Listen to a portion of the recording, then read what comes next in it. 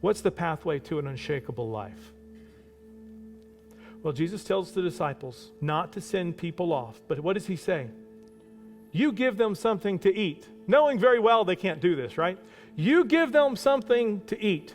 And they almost scoff at him. We only have 5 loaves and 2 fish. Here's the first lesson you have to learn. Admit you can't. Admit you can't do it.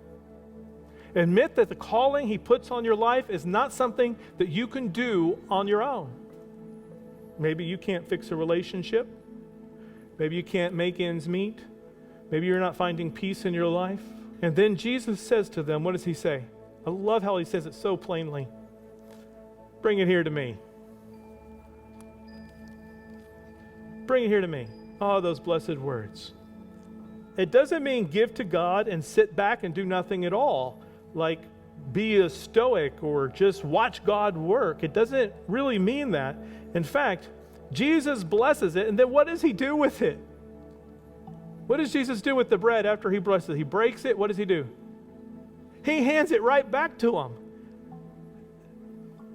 Jesus, I thought you were going to do this without me. No, he literally puts it back into their hands for them to go and share it with others. He's going to take it, he might bless it, and he might say, here, go do it. What's the difference? That you have trusted that he made the formerly impossible possible because he's touched it. Sharing God's power and love requires it coming from your hands and your mouth. He wants it coming from your hands and your mouth for you to learn how to do what he does, because we are made to be in his image.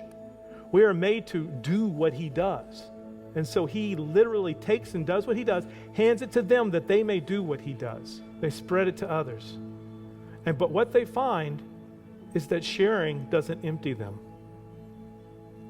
Not only does it not exhaust God's grace, they have 12 baskets from which to eat and continue sharing. Now, the baskets aren't like, okay, now I get to go do my own thing. That's not the idea behind it. The idea is that there's 12 tribes of Israel and that there's enough for all God's people, that he is enough.